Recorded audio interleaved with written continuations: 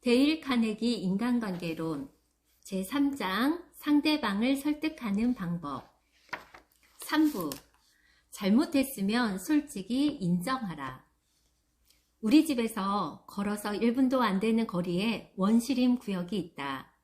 그곳에서는 봄이면 블랙베리 덤불이 하얗게 형성되고 다람쥐들이 둥지를 틀어 새끼들을 기르며 쥐꼬리 망초가 말의 머리만큼이나 자랐다. 이 훼손되지 않은 산림지대는 숲공원이라 불렀다. 그곳은 정말 숲이었다.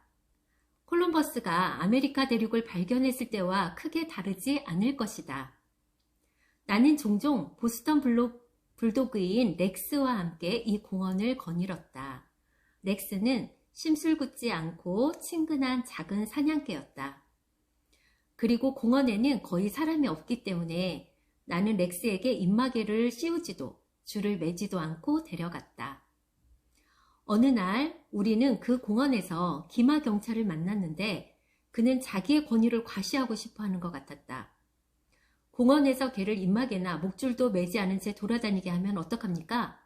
법을 위반하고 있다는 것도 모르십니까? 하고 나를 질책했다. 예, 압니다만 이 개는 아무도 해치지 않을 거라 생각했습니다. 내가 부드럽게 대답했다. 그렇게 생각했다. 그렇게 생각했다고요? 빌어먹을. 법은 당신이 어떻게 생각하는가는 관심이 없습니다. 저 개가 다람쥐를 죽일 수도 있고 아이를 물 수도 있습니다. 이번에는 그냥 보내드리지만 다음번에 또 개가 입마개나 목줄 없이 돌아다니는 것이 제 눈에 띄면 당신은 판사 앞에 서야 할 겁니다. 나는 그러겠다고 온순하게 대답했다. 그리고 나는 그대로 지켰다. 얼마 동안은 말이다. 그러나 렉스는 입마개를 좋아하지 않았고 나도 그게 좋지 않았다. 그래서 우리는 운에 맡기고 그냥 나가기로 했다. 얼마 동안은 모든 게 좋았지만 곧 문제에 부딪혔다. 어느 날 오후 렉스와 나는 언덕 꼭대기까지 달리기 경주를 했는데 갑자기 그곳에 그 법의 파수꾼과 암갑색 말이 다리를 벌리고 서 있는 것이다. 렉스는 내 앞에서 곧장 그 경찰을 향해 달려가고 있었다. 나는 순간 이 상황을 피해갈 수 없다는 것을 알았다. 그래서 경찰이 먼저 말할 때까지 기다리지 않고 선수를 쳤다. 경관님, 현행범으로 잡혔네요. 제가 법을 위반했습니다. 알리바이도 변명거리도 없습니다. 지난주에 개를 입마개 없이 돌아다니게 하면 벌금을 물리겠다고 경고하셨지요? 그렇습니다. 하지만 저도 여기처럼 아무도 없는 곳에서 작은 개와 경주하고 싶은 유혹을 잘 압니다. 경찰이 부드러운 톤으로 말했다. 확실히 유혹이긴 합니다만 제가 법을 어겼습니다. 내가 대답했다. 이처럼 작은 개는 아무도 해치지 않을 것 같군요. 하고 경찰이 어물거렸다. 아닙니다. 다람쥐를 죽일 수도 있어요. 너무 심각하게 생각하시는군요. 어떻게 하면 되는지 말씀드리죠. 개를 제가 볼 수 없는 언덕 저쪽으로 달리게 하십시오. 그러면 다 그냥 넘어갈 수 있을 겁니다. 그 경찰도 인간인지라 자신이 중요하다는 느낌을 갖길 원했다. 그래서 내가 스스로를 비난하자 그가 자신을 세울 수 있는 유일한 방법은 도량이 넓은 채 하며 내게 자비를 베푸는 것이었다. 만약 내가 변명하려 했다고 한번 가정해보자. 당신은 경찰과 논쟁해 본 적이 있는가? 나는 경찰과 논쟁하는 대신에 그가 전적으로 옳고 내가 전적으로 잘못했음을 인정했다. 아주 신속하고 솔직하게 진심으로 인정했다. 상황은 내가 그의 입장을 이해하고 그가 내 입장을 이해함으로써 호의적으로 끝이 났다. 매너가 뛰어났던 체스터필드 경도 불과 일주일 전에는 내게 벌금을 물리겠다고 위협하던 그 기마 경찰보다 더 자비롭게 행할 수 없었을 것이다. 우리가 질책받게 될 것을 안다면 다른 사람이 비난하게 하는 것보다 우리 스스로 자책하는 게 훨씬 낫지 않을까? 다른 사람의 입을 통해 비난을 듣는 것보다 스스로 자책하는 것을 듣는 게 훨씬 쉽지 않을까? 다른 사람이 생각하고 있거나 말하고 싶어 하거나 또는 작정하고 있는 당신에 대한 모든 부정적인 것들을 당신 스스로 말하라. 그들이 말할 기회를 갖기 전에 먼저 당신이 말하라. 그러면 당신의 실수들은 10중 8구 너그럽게 용서받고 기마 경찰이 나와 렉스에게 했던 것처럼 최소화될 것이다.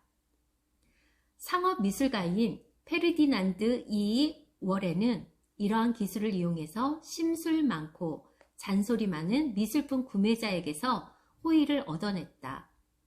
워렌 씨의 이야기를 들어보자. 광고나 출판의 목적으로 그림을 그릴 때는 구체적이고 정확한 것이 중요합니다. 어떤 미술 편집자들은 자신들이 의뢰한 것이 즉시 제작되기를 요구하는데 그런 경우에는 사소한 실수가 발생하기 쉽습니다. 저는 아주 작은 결점이라도 찾아내기를 몹시 즐기는 한 미술 편집자를 알고 있었습니다. 그의 사무실에 한번 갔다가 나올 때면 정나미가 다 떨어졌습니다. 비판 때문이 아니라 그가 공격하는 방식 때문이었지요.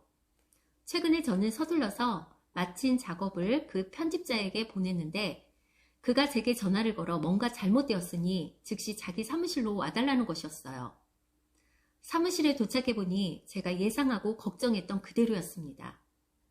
그는 비판할 수 있는 꼬투리를 잡았기 때문에 흡족해했고 제게 적개심도 품고 있었어요. 저에게 왜 그렇게 이렇게 했냐고 열을 내면서 꼬치꼬치 따져 물었어요.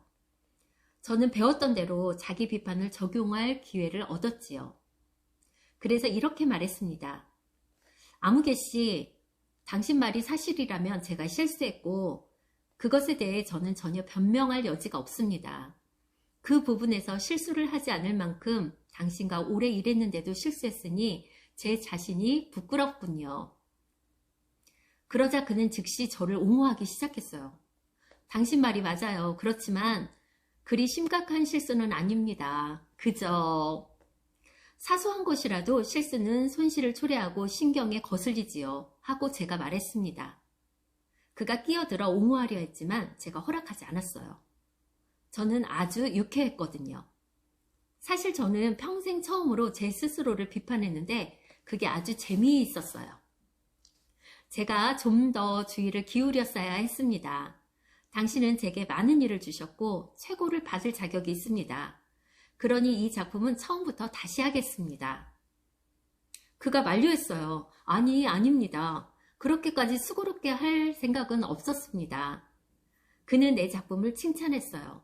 아주 작은 부분만 바꿔주면 되고 이처럼 작은 실수는 자기네 회사에 전혀 손실을 주지 않으며 그리 걱정할 정도가 아닌 아주 미미한 실수라고 했어요. 제가 스스로를 열심히 비판하니까 그는 싸울 투지를 완전히 잃었던 것입니다. 결국 그는 제게 점심까지 샀습니다. 그리고 헤어지기 전에 수표 한 장과 새로운 일도 의뢰했습니다.